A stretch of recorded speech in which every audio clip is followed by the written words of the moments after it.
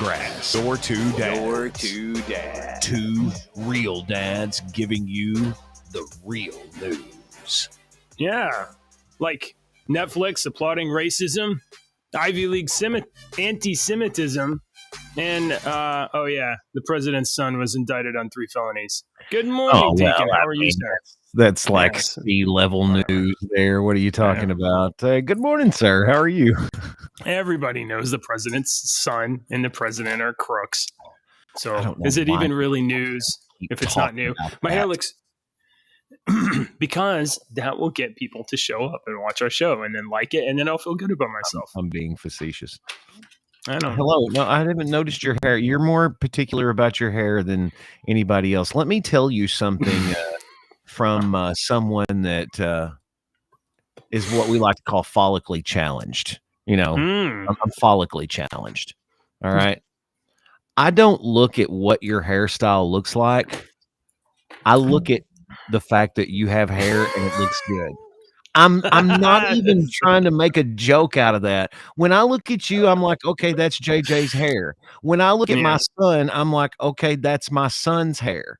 You know, when I look at Deacon's hair, that's Deacon's hair. And I've been trying to get, son, why don't you comb your hair over right here and comb this? And he's like, the style now for these kids is to wear it to where it looks just like a cartoon. They want to look like an anime cartoon thing, I think. It just looks messy. And I'm trying to tell Alex, my son Alex is one of those kids, and you knew this type of guy too in high school. All right. And Alex is this freaking guy. And I've told him this. He's the type of guy that could literally wake up and go, and his hair looks cool as shit. It doesn't matter if it's short, long, grease in your diet. His hair always looks awesome. He looks just cool. Yeah. And I never look like that.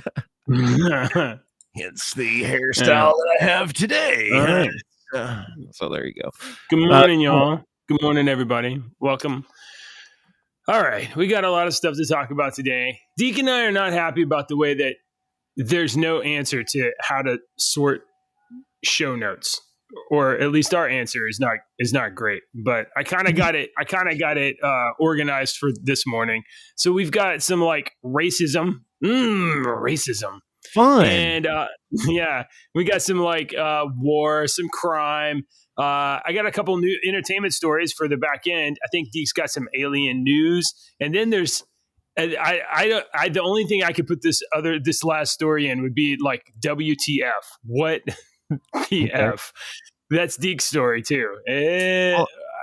I'm having one of those, and I told my daughter last night, and she came in, and we was talking, and I was like, man, I'm having a mental for like 3 days. My mental stuff, my ADHD, and I'm just going nuts. My brain's just been going nuts. I've been down on myself and down on certain things, and I don't like it. And she goes, me too. She was like, me too. And it's been doing that for about the past 2 or 3 days. So I was having one of those days, this morning that the blues. No, our show notes. It was like political, alien, technology, political.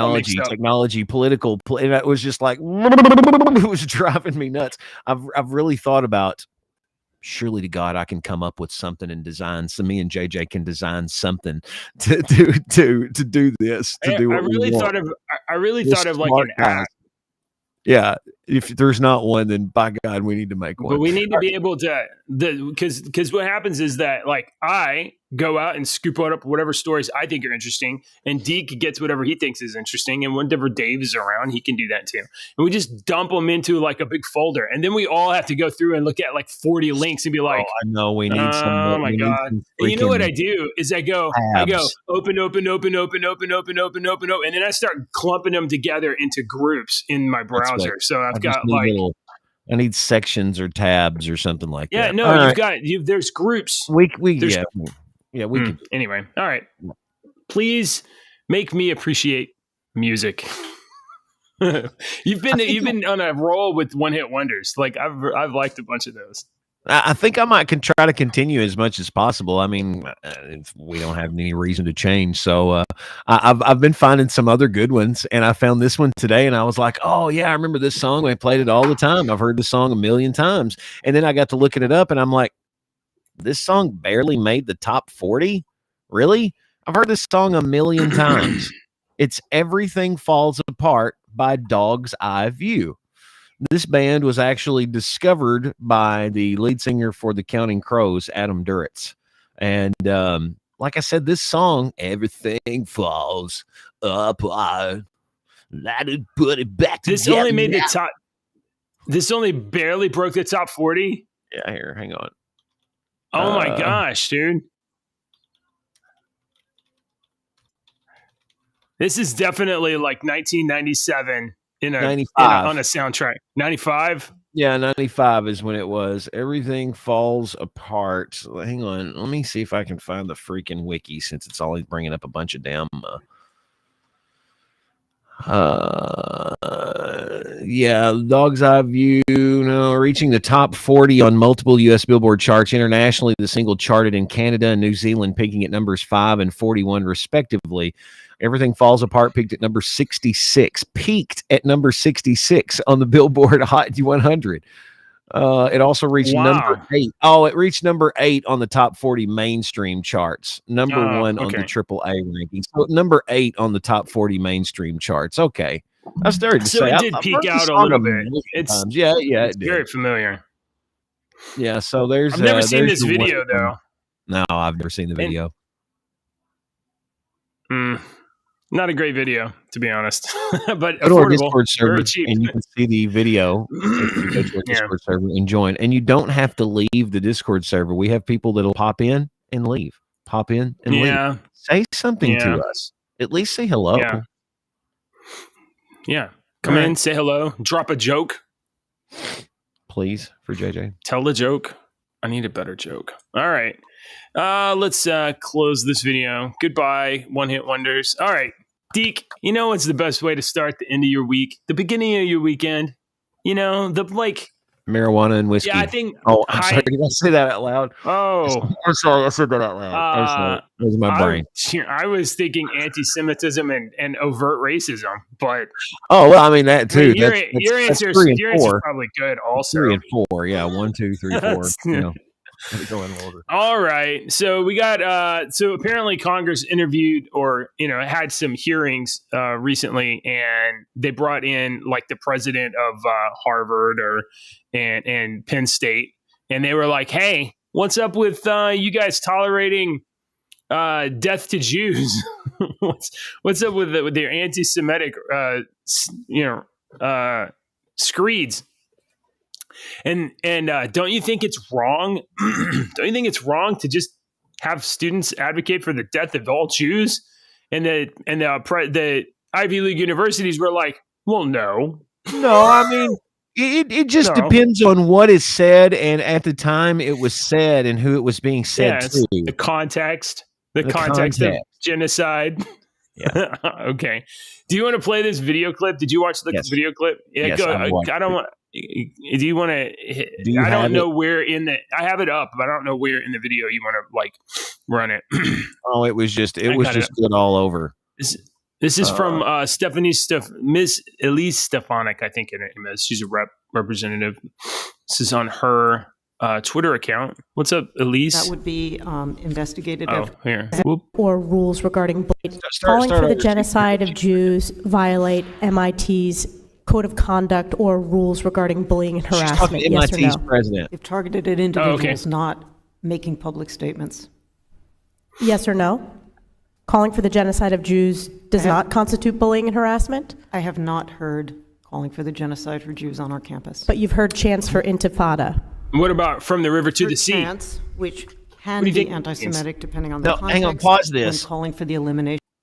Listen, you don't really have to listen to what she's saying, but you need to, because this lady, the lady that they talked to for Penn, this is MIT, Penn. I thought there was a Harvard one there too. Yeah.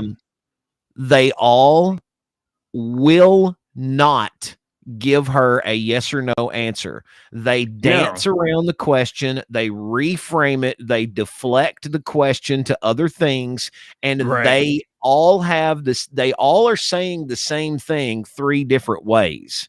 All right. It's like they got together and I used to have a boss in radio that would say the same thing like 14 different ways. And it drove me nuts. And it was something that me and my buddies would make fun of so much that we picked on it. And I pick up on this shit now. So these 3 people, you can show this video here.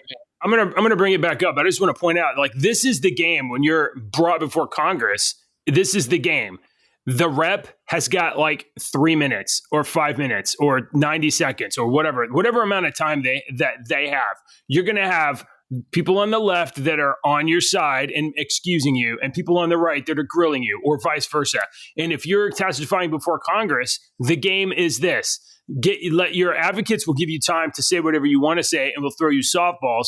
And your opposition, what you do there is you just like run the clock down. I'm sorry, can you repeat the question? And you just keep up with the nonsense to run the timeout. And this is American democracy. Yeah, we need to have something else we need to pass a law because of this, because we see what's happening, that it's not getting anything done. It's a waste of our time. It's a waste of our money. So we need to change the way that this gets done. So it needs to be like, answer our questions or you don't leave this building until this is done. We're not having these, you got 3 minutes and I give my time to JJ because he's making a good point, and Sinister's going to give his time to JJ, and so is everybody else.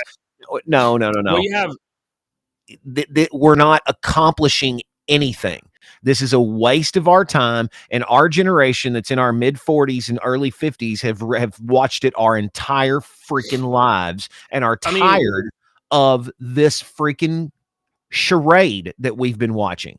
At any given time, though, and this is a battle among the members of the committee and against the witnesses, but at any given time, half of the committee who's in charge of it doesn't want to get something done. They want the problem so that they can run on the problem. They don't want to solve the problem. They don't want to stop the issue. You're exactly right. Because that's why we still have the racial issue in America, is because it gets people elected. It's money. It gets people elected. Let's see if there's any more good bits here in this video real quick. Most intelligent black and white people and other races in America, but black and white mainly, most intelligent black and white people realize that we're all the freaking same and that we shouldn't be fighting with each other. Listen,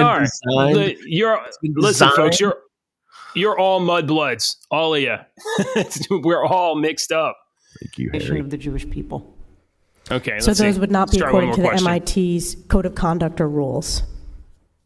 That would be investigated as harassment if pervasive and severe.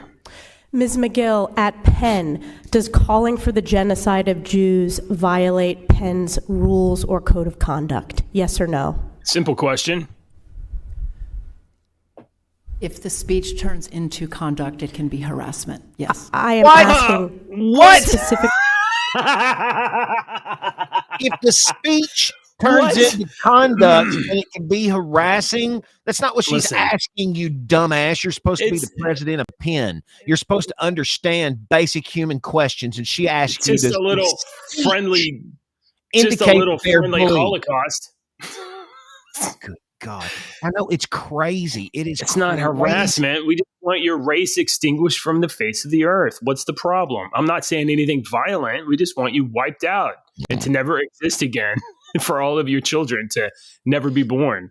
What's wrong with 3 minutes of the same thing? I mean, if you want to keep going, we're not going to do anything with that. It really is all of 3 minutes of the exact same thing. These dumbasses dancing around this question. Yeah. They will not answer the question for her, and it's causing problems. Okay, did you see that it's causing problems? I hope that it causes problems. And because of old lady at Penn there, they have already lost a $100 million donation over that hearing. Oh, all right. Really? Ross Stevens is the founder and CEO of Stone Ridge Asset Management, was Tuesday's widely criticized congressional testimony by Penn President Liz McGill. The gift from Stevens, a Penn undergraduate alum, was given in December of 2017 to help establish a Center for Innovation in Finance. It was in the form of a limited partnership units in Stone Ridge with the current value estimated around $100 million. Stevens, in a letter from his lawyers to Penn, alleges that the school has violated the terms of the limited partnership agreement, including its anti-discrimination and anti-harassment policies. Referring to Penn, Stevens' attorneys writes, its permissive approach to hate speech, calling for violence against Jews, and laissez-faire attitude towards harassment. Yeah, I can't say that word. I'm not French. And discrimination against Jewish students would violate any policies or rules that prohibit harassment and discrimination based on religion, including those of Stone Ridge. Why? I don't understand why these prestigious institutions are all. Do they realize they're crashing and burning in all of these people's eyes? I mean, most of these people's eyes in America, we're like, what a bunch of horse shit. Why don't you people condemn this shit? I don't know how they're going to be around that much longer. This $100 million gift, I bet you this was like a donation sitting like in a trust, and then the interest born off of that gift was able to be used by the university like in perpetuity. So they were probably getting tens of thousands, if not hundreds of thousands of like free income because of that donation. And it was just sitting in an investment fund. Yep. And now like, it's not just $100 million that's gone. It's all of the residual income that would have generated. And it's been there for 6 years. So, I mean, look, the smartest people are dumb too. Okay, that's the truth. There's genuinely brilliant people, and there's genuinely stupid people, and there's all kinds of people that get education, and we sure make it expensive. It's real. It's easy for anybody to get a degree. To get a degree, you do not have to be smart. Long enough. Master's degree. You do not have to be smart. You just give them enough money and stay there long enough. I got a master's degree. Yeah, I'm not that smart. AJ's a dumbass. Yeah, really. My wife's got two. But she's genius. She's a genius. You're a dumbass. I know. It's true. Yeah. So Harvard, if you little young ones, if you're dreaming of going to Harvard and graduate from an Ivy League college and being the best in the world at whatever, they're racists over there. They sure are. I mean, avowed, testified on the floor of Congress, racists. They've been teaching our kids for so long. Our kids think it's okay to be racist. Yeah. Well, they do. And they're trained. They train them not just in school and not just in popular media and what Hollywood is like pumping up at the time. They propagandize them with Netflix and comic books. Deke, I know that you are probably a huge fan of this guy, and you're probably going to be disappointed. But former Black Panther writer and avowed author Ibram X. Kendi was recently applauded for his comments at a Netflix screening. Are you familiar with the work of Ibram X. Kendi? I thought this guy was. He looks like an actor to me. Oh, okay. No, he's a writer. Do you think I've ever read a Black Panther comic book? I don't imagine that it's one of your favorite books. So I didn't think it was great books. Ibram X. Kendi, the dude's a racist, or like a real racist, and he got an applause at a screening of a Netflix flick. And after commenting that whiteness prevents white people from connecting to humanity. Ignorant blackness prevents black people from actually seeming like they're intelligent. People like you.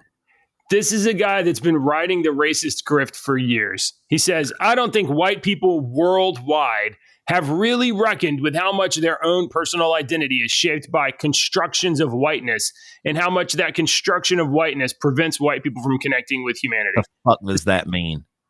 Dude's a nutcase. Dude is using when you start talking like that, you're an idiot that's trying to sound smart. All right. No, That he is believes just the. I mean, he drank all the Kool-Aid, and he believes it too. You know, he believes that. I mean, there's people out there that believe that, like, if you don't have enough black in your skin, like you have no good, and you are therefore evil. I mean, that's like these guys. That's straight racist. It's racist. Those It's people are just prime racism. example of why we should be culling the herd and why nature and nurture is. Hold on now. I just got an alert. MIT wants to talk to you about I don't care. endowment for you. Hey, back to political stuff here, because I know you had a Hunter Biden story, and I had one here real quick. I wanted to point this out that Japan has pledged $4.5 billion to Ukraine, even though America is still up in arms about giving them $60 billion more, and half of the senators and shit's trying to say that this is a good thing, and I just want to punch every damn one of them in the face. But I just wanted to bring this up because Japan, they're concerning. And when Japan stays quiet when other people are fighting in the world, it's historically speaking, it's a little concerning. It's nice that Japan has been like, we will give money to Ukraine. It's like, okay, we just want to make sure what side you guys were on, because like I said, historically speaking, when you guys are that was a long time ago. You know, I mean, I'm not saying that they should kick in more, but think about this. If you and you're sitting with a bunch of friends, and one of your friends is like, I need some cash, and you were like, no problem, I got you. We can all pool in and help you out here. Here's $200, and you give your friend $200, and your buddy right next to you is like, yeah, let's all kick in. Here's $5. Because that's what just happened. We have spent $200 billion on Ukraine for no good reason, because Ukraine lost the war. The amount of money we spend is just prolonging the inevitable Ukraine lost. I'm sorry. I know. I don't understand why people don't understand that either, because Russia stated a long ass time ago that they wanted this strip of land, and Russia now has this strip of land. Yeah, they have it. It's not like they're wanting to try to get the whole country back. I didn't think that was they wanted a strip of land, and they got the strip of land. Right. I mean, they thought they could get the whole country back right away, and they were like, oh, this is a little harder. Well, we'll just take what we were after anyway. Yeah. I think you're exactly right. But we're too dumb. We'll just keep this third of it. Yeah. Well, all right. We're both idiots. All right. So. Japan. Thanks, Japan. Go ahead, spend some money over there. You know, I think Japan's big deal is this, though. Like, Japan's right there in the Asian Pacific, right? They're neighbors to South Korea, China, Taiwan. And if Ukraine falls, or when Ukraine falls, you know, it'll be a green light for China to be like, oh, so we can just take Taiwan. And then you have Taiwan and China being just China. And now Japan's in a lot more hostile, you know, area of the world. Like the Asian influence of their neighbors is just going to be like so much more. How it was. I mean, that's how it was. We're not taught this in school unless you actually read more about it. But you're not taught. What are you taught about December? It's December the 8th. It was yesterday. December the 7th, 1941. What are you taught? What are you taught about December the 7th, 1941? Japan bombed Pearl Harbor out of the blue, out of nowhere. They bombed us. That's not true. They don't teach you that in your history class unless you go and look it up. Japan had been attacking all of those islands over there for a long ass time, and U.S. was right there in the middle trying to be like, no, you're not. No, you're being the big brother like we always are. And they were pissed off because we wouldn't stay out of their business. Right. It's not like they just got, let's attack America. We're definitely not defending Japan here. Did I ever tell you this story? To say history is you're only taught what you're taught, and nobody else asks the question why. My existence is to ask the question why. All right. So I asked, well, why did they just randomly attack America? And I looked into it, and I'm like, oh, they didn't randomly attack America. We were in their business, and they were pissed off. And they're like, get out of our business, asshole. Yeah. Is basically what it was. There's a lot of factors and dimensions. You had the last throes of a Japanese empire, right? And, got they lot weren't of stuff that goes in there. Yes, they weren't good guys necessarily. I mean, not even necessarily. They did some bad stuff. Well, when they invaded. They were doing bad stuff is like we're doing bad stuff today. Yeah. Well, yeah, but I mean, they invaded Korea and they marched across it and they cut everything down. They destroyed Korea. When I was in Korea, there were no trees higher than like 40 feet tall because, in the last 50 years, the trees hadn't grown back. So, like some of, so there were a lot of places where it was just wrecked. So, I don't know. Well, Japan, but look, they're still making robots and like car robots and like weird shit. That's why I was wanting to point this out. That you don't want Japan on your opposing side because they have Gundam robots and they will perfect how to use them. I think the whole world is just better off if Japan is over there in their room making weird sex robots and like transformers and weird shit that isn't really going to work. Japan is your friend that is the really, really, really fucking smart kid. But he's kind of cool because he likes all the nerdy shit you do. Right. And he's so freaking smart that you don't understand what he's talking about sometimes. But you can go over to Japan's house every once in a while, and Japan will be like, "Look at this cool. This is cool. This cool rocket that I'm doing. We're going to take this rocket to the moon." And you're like, "Cool, let's fire the rocket to the moon." You're a weirdo, but I like you. Yeah. All right. Jeez. We got some. Hey, Deke. We got some more international news. When was the last time that you and I mean this is a kind of thing that it really could hit anybody. When was the last time that you were tricked into appearing in Russian propaganda videos? Do you have any idea? Just yesterday. Aside from this show. Aside from it was yesterday. I was like, "Oh, you got me again." Yeah. It's crazy. This is a funny story, actually. The bearer of the One Ring. Did you see how they're doing it, though? No. How are they? What's going on here? Okay, so have you ever had a cameo or gotten a cameo for somebody? I've seen that internet. That's like the thing where celebrities will sell you like 5 minutes of their time to wish you happy birthday. Not tell you how great a friend they are, like 30 whatever. Seconds or 60 seconds or something. It costs like $400 or $700. However, there's some of them are a lot more than that. Oh, really? Yeah. We were looking into a couple, and they were like $300-$400, but they were like old baseball stars for a friend of mine who loved this particular baseball player, and it was still going to be like $300 for like, "Hey man, this is Willie McGee and blah blah blah blah blah," and Hey, hold on, Deke. Here on rumble.com/JJW, you don't even have to spend $300 for us to give you a shout out. So I'm going to say shout out to Joe. That's JOWEE77 on Rumble. He says that somebody's taking lessons from Kamala. I'm not sure what he's talking about because we haven't talked about that yet. Joe, I'll sell out well cheaper than that.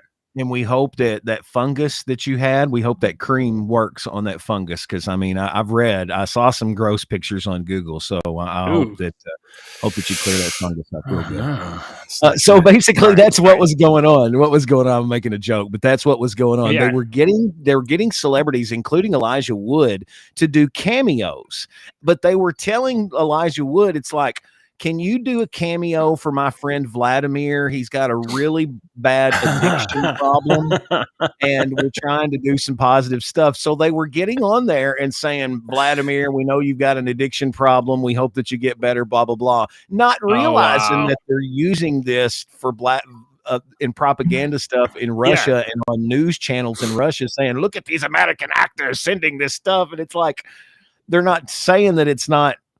Elijah Wood just thought that this was for Vladimir Smith, not Vladimir Zelensky. It was Vladimir Smith-Linsky. So he didn't realize it was. And they hope said you get well. Hope you get the help you need. Lots of love, Vladimir. Take care. Let me open the story because there was a couple that I thought that it said that they had gotten to do this. It was Elijah Wood and. Priscilla Presley, Breaking Bad actor Dean Norris, the U.S. Office actress Kate Flannery and Scrubs star John C. McGillney.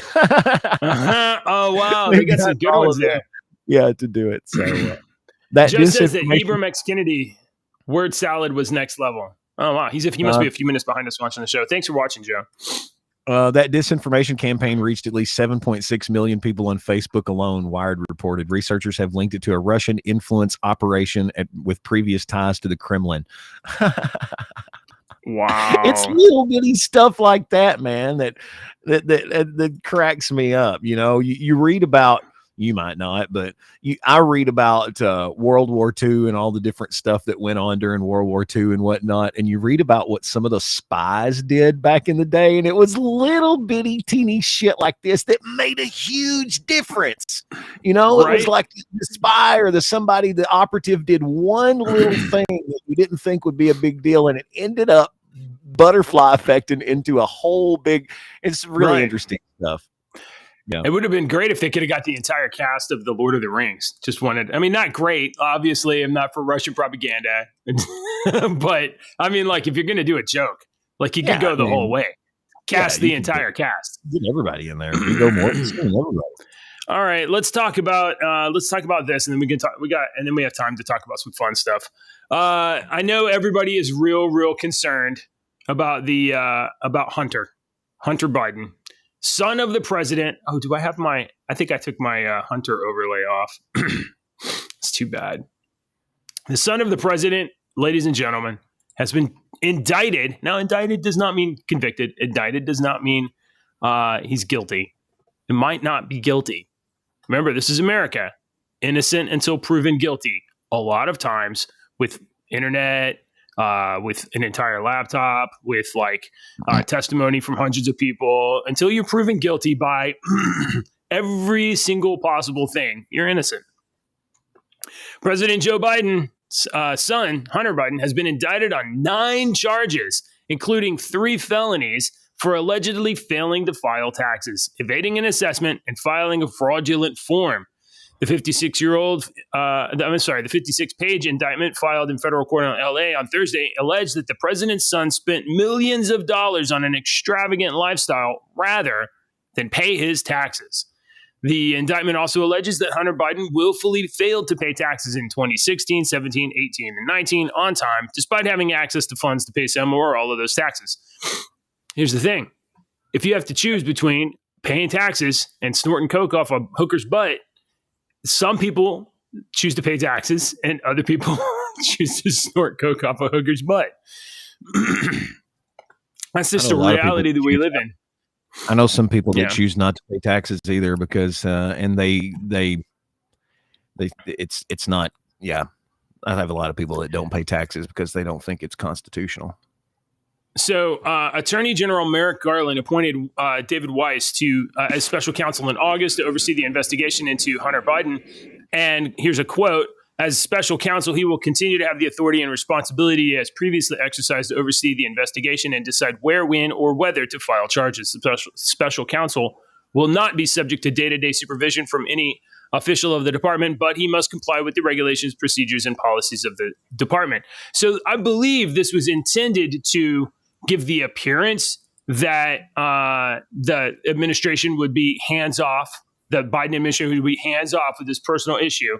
And then wink, wink, nod, nod, they would let Hunter off easy. And they tried to do that. I'm going to remind you, Deke, I'm sure you forgot, so I'm going to remind you, there was a plea deal agreement between Hunter Biden and the federal government that would have whitewashed all of this stuff if he pled guilty to like a tiny little crime. He would have been immunized from charges from all of this. So would Joe too, wouldn't it have been? Wasn't that part of it at that time? That might have been. It might have been.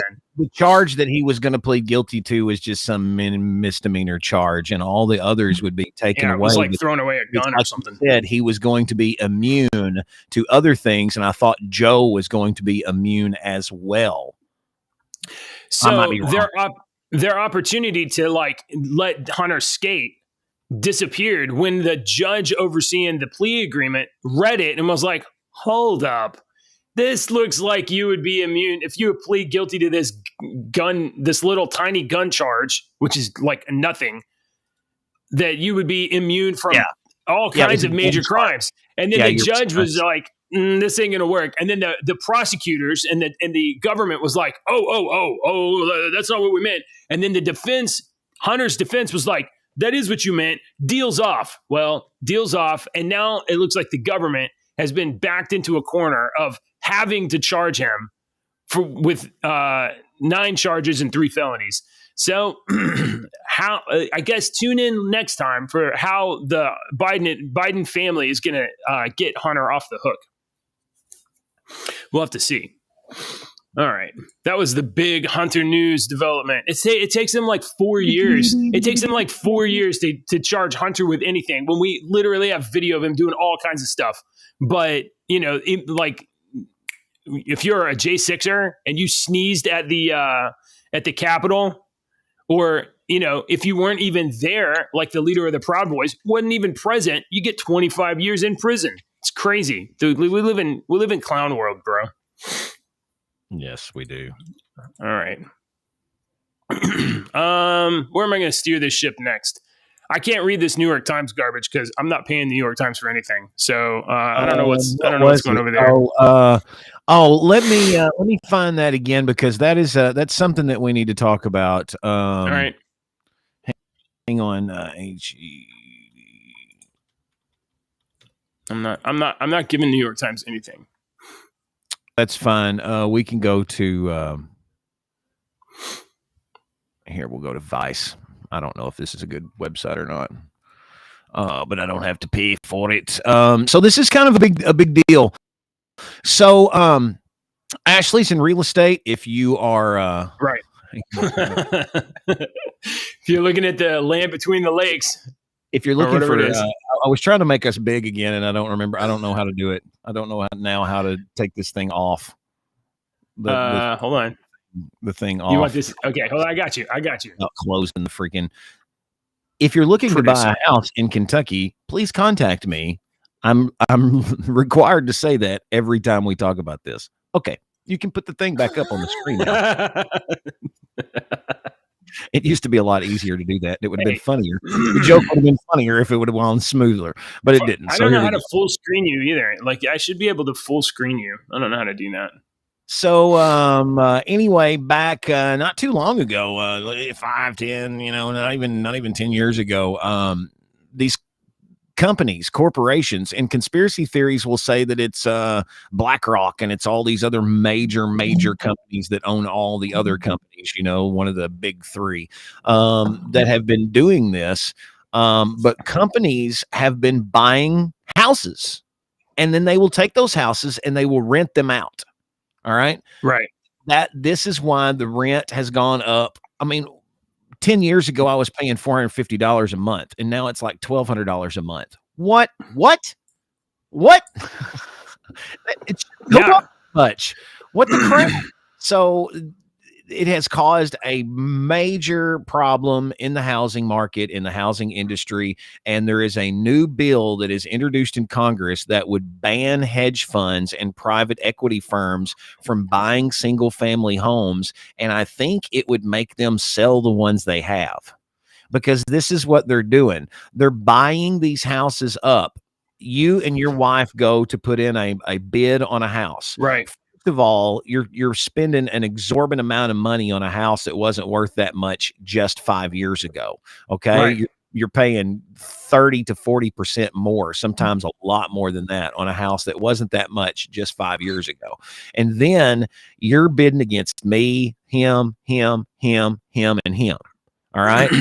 So you've got to make it attractive. Well, I'll do this, or I don't need this, or I'm not going to ask to fix this, or I'm okay with this. And the buyer accepts your, they're like, okay, so JJ and them, they're the best ones. Well, then my company comes in and says, what he offer? What, $250? They really can't find out what you offered, but what do you want for it? $250? I'll give you $320.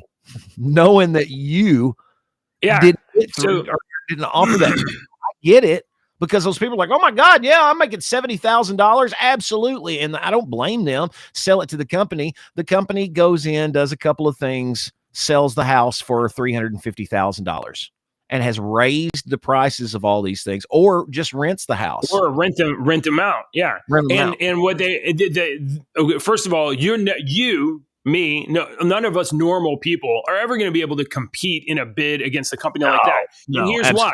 Oh, let's say you make $100,000 a year or $150,000 a year or whatever. The bank, when you go to get a mortgage, the bank's going to look at your assets, look at your liabilities, and they're saying, okay, we can afford you this much. We can give you this much of a loan at this percent interest because of the assets, liabilities, and whatever. And you can't be overextended.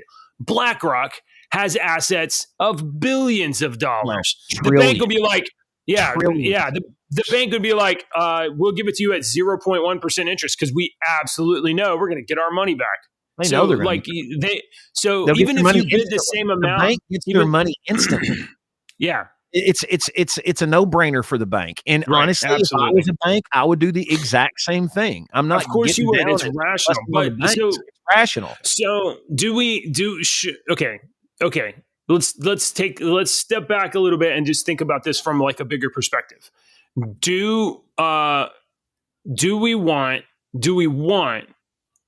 government to pass a law and therefore be involved in the regulation of companies like this to prohibit them from buying?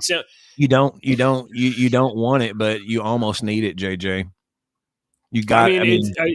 That's just like a Band-Aid on a boo-boo, because like the rest of our economy is also propped up and fake too. Right now, it's a wound that is spurting blood, and BlackRock is over there. These companies are over there with buckets catching the blood and turning around and selling it to the Red Cross. You know what I mean? We're not doing anything but bleeding. So what if we kind of structured it like foreign owned companies cannot own anything in America? And no, you can get around that shit. You can get around that shit. They can get around that shit. I don't know. Because here's the thing. What if you want to start a retail company and you want to open a business where you are renting single family homes?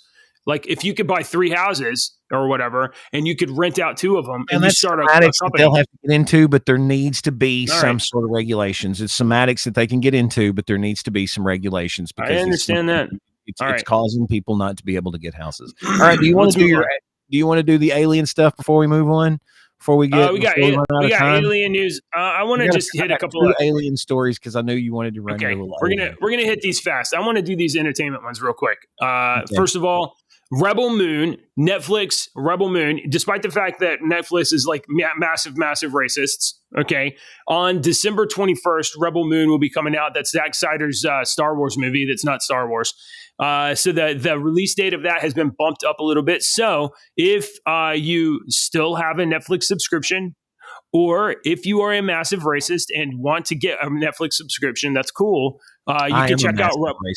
That's why I have Netflix. I mean, look, it's 2023.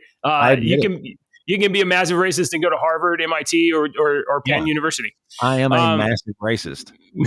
Okay. I hope this is not a joke where you're being serious, but it's a joke, but you're serious, because that would just be the worst. Am I joking or am I being serious? I don't know. My kids are brown, bro, so I don't know what to tell you. I love your little girls. I would die for both of them. If they were, I wouldn't even have to think about jumping in front of a bus to push them out of the way. That's how much I love these little girls. I'm serious. You're going to get to see them in a couple of weeks, like 10 days. 10 days. I know. That's what I told Ashley. She was like, "Are you going to go see JJ?" I was like, "No, I'm going to see JJ's girls." I've already fucking seen JJ. I saw it in tall ass in New York. I'm going to see JJ's girls. Hilarious. All right. Rebel Moon Part 1, A Child of Fire, will premiere on December 21st at 7 p.m. A little bit earlier than its original scheduled debut. And if you watch the entire thing, you get a trailer for Part 2, which comes out like in March or April or something like that. I'm looking forward to it. I want to see it. I don't know how I'm going to get around the Netflix thing. I'm going to figure it out.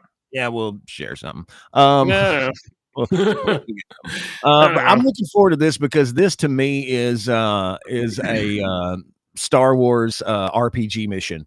It's how I'm going into this one. I'm looking at this one like Rogue One. Rogue One, to me, the reason everybody loves Rogue One, I always said Rogue One is like Rogue One was a D&D mission. You know, that was a Star Wars role-playing game mission is what that was. Some dudes, some dungeon masters like, I got a great idea and I'm going to run you guys on this. And that's what that was. And the guys died at the end and they saved and it was great. And that's what I'm kind of looking forward to with this one, with this, is that this is going to be like a role-playing game session that we're fixing to watch as a movie. Rogue One might be my favorite Star Wars movie. It's either that or Empire. I don't know. Empire's classic though. Stupid show. All right. Empire Strikes Back, the only one that I fell asleep in the movie theater. Oh, seriously? Twice. Whatever. When he Some goes of them were real bad. I love that stuff. Boring. I don't agree with you being wrong like that. Nielsen streaming top 10 says that Loki's viewership jumped 35% after the season 2 finale. People loved Loki. It was great. You actually told a really good story. That was a good story.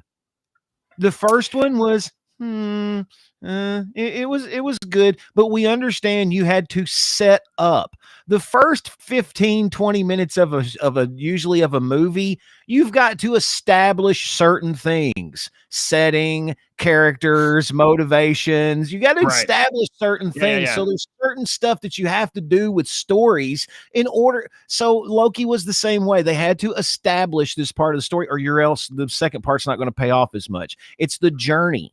Sometimes you've got to take the journey, and sometimes in the journey you go through the swamps of sadness and Artax dies and you cry your eyes out. But that's part of the journey.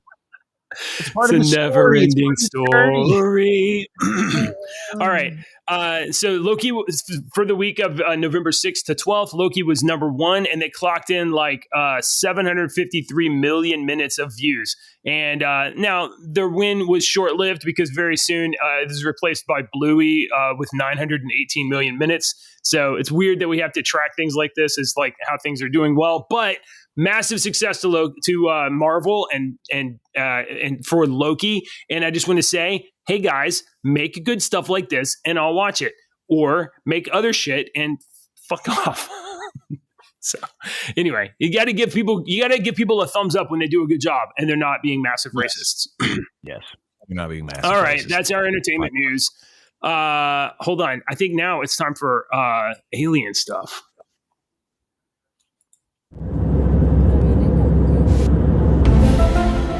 The truth is out there. Oh, shit. I don't know how to do this right now. Here, it's that. Where are my overlay things? It's all new. It's the first morning that we've got stuff right in 2 weeks, so I'm happy. They were in the wrong spot. Here you go. They've moved everything on. Yeah, where's Jeff? There's Jeff. I found him. What's up, buddy? Alien news. Alien news today, JJ. Do you remember the little Mexican aliens that they found? that you made fun of? Yeah, I did. Yeah, you made fun of them. All right. Let's see, we don't have to, but you see them? They're the little Mexican aliens that they found. Yeah. So they found these aliens. Down these alien corpses. They showed them to Mexico's Congress back in September. The alien corpses, I'm trying to find here. He claimed the corpses were around 1,000 years old, had been found in algae mines in a Peruvian Andes city filled with Inca ruins in 2017. Since then, scientists have weighed in on the subject, pointing out that there's no substantial evidence that the corpses are either real or extraterrestrial. Well, as you can see, they did tests on them. Okay. And they found that 70% of the DNA is accompanied by a team of researchers. They said that the new analysis shows that over 30% of the specimen's DNA is unknown. Yeah. 70% of their DNA in this little thing is like, okay, yeah, we know that that's banana or slug, but 30% of it is like, we don't know what the hell that is. Okay, not from any known species. Okay. Any known species. Okay, yes. They don't know what that is. It's not from any known species. The researchers who are these also researchers? I reiterated- just want to see. I don't know. Bob and George. Let's see. So, I just like to point out that that humans are like 99% of our DNA is shared with chimpanzees, but like 70% of our DNA is shared with bananas. Okay, so a banana and a human share like 70% of their DNA is exactly the same. Okay, so That explains why a potato, you're really close. really You close. don't know how close you are. That explains why people are so delicious. Thank you. No, Oh, I took the wrong one. no, Jeff. Thank you. For All right. All right, I got one more alien story for you. Do you Yes. remember this alien? Hang on, let it load, and I will share the screen with you. Do you remember this alien here? To a different screen. I don't want to go to Instagram. Here, stupid Instagram. Do you remember this little alien from McDonald's? See him? No, but I think I remember like way back when I was a kid, there was like at McDonald's playground was outside and they had an outdoor like UFO, like climb in the UFO thing. Like, Yeah. I mean, we're talking like a million years ago and it kind of looks like that, but I've never seen that thing before. So this is Cosmic. He is a space alien, and he appeared in 1992's Ronald McDonald and Friends specification manual. And it contained photos and little drawings and whatnot. And he's like a 6-armed alien that has part of his body is like a technology and whatnot. Well, they're bringing him back to a whole new restaurant called Cosmic's, and it is a spacey new age McDonald's. It's part of a limited test. The first Cosmic's location opens in Bolingbrook, Illinois. I don't know where. I'm guessing that is probably a suburb. Let's see where that is. Of Chicago. Take an educated guess.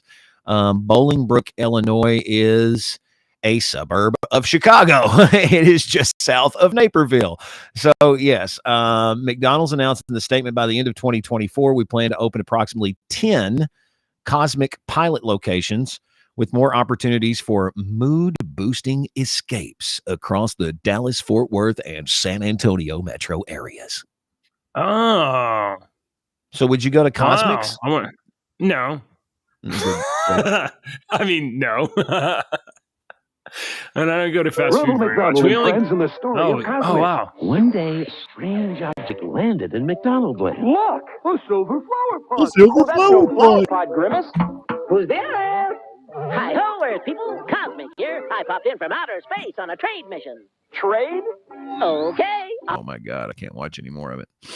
Okay, Yeah. there you go. Cosmic. That's your space alien news. You can have alien burgers. Are they just gonna serve the same kind of food? Is it gonna be the same kind of food? Is it gonna be like hamburgers and French fries and It'll be space burgers, JJ, and Martian fries, not French fries.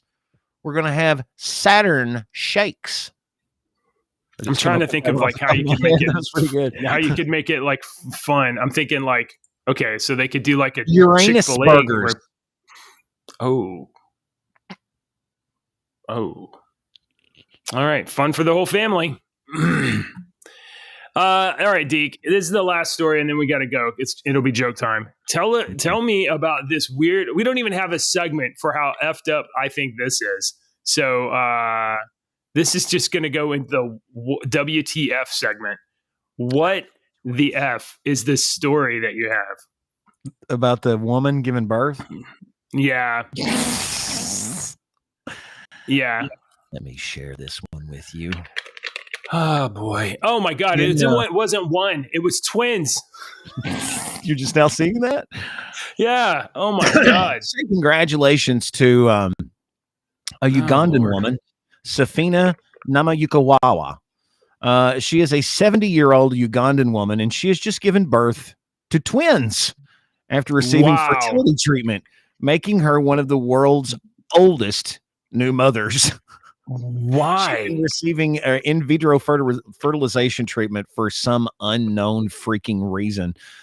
She's healthy. She's walking around as if they tell her to walk hospital. Is the oldest woman to deliver the baby at the hospital, whose proprietor is the hospital specializes in helping couples who struggle to have children. At 70 years old, Is that true? 70 years old. I mean, you know how much jeopardy she put her life in doing this. 73-year-old woman in southern India gave birth to twin girls in 2019 after getting in vitro fertilization care as well. What? I mean, like, okay. Like, I mean, people should have kids. Women should have kids for sure. Love that. Love kids. Kids are great. God, you're 70. You won't even see them graduate high school. Like in all likelihood. Really? Like, whoa. Okay. All right. What the fuck? Thanks, folks, for tuning in and hanging out with us today. We finally figured out new restream, right? And the show went smooth as can be. 80% smoother than yesterday. At the end of our show, every day, it is our obligation, our right, and our duty to tell you some jokes. And it's your obligation to listen and hit thumbs up on the subscription button down there. Because dads tell dumb jokes. Yes, because we're dads. So, Deacon, yes. Have you ever thought about what is the best way to talk to a giant? No. Use big words. Oh. Yes. I think it was good. That was a good one. I like that one. All right, I got a long one today. Okay. Okay. All right. Yeah. All right. This one's going to pay off, I promise. All right. One day, a traveling salesman was driving down a country back road at about 30 miles per hour when he noticed that there was a 3-legged chicken running alongside his car. Oh. He stepped on the gas, but at 50 miles per hour, the chicken was keeping up with him pretty good. Holy After Moses. about a mile of running, the chicken ran up to a farm lane and into an old barn behind a farmhouse. So this guy was like, his salesman was like, well, I've got some time to kill. So he turned around and drove up to the little farm, knocked on the door. And when the farmer answered, he told him what he'd just seen. And the farmer said, well, I'm a geneticist and I developed this breed of chicken, so that me and my wife and my son will all have a drumstick each to have when we kill a chicken, and we won't have to kill 2 chickens. And he was like, oh, well, that's fantastic. That's the craziest thing I've ever heard. He said, how do they taste? And that farmer goes, hell, I don't know. We've never been able to catch one. Stop it, you people. That was a boo. Yeah, that was a boo. Oh, wow. Got 3 legs. All right. Yeah. Thanks for watching our show, everybody. We will be back Monday morning at 8 o'clock, sitting right here, drinking coffee, and telling you all the important news in the world. And the other stuff we find. Mostly the other stuff that we find. It's not...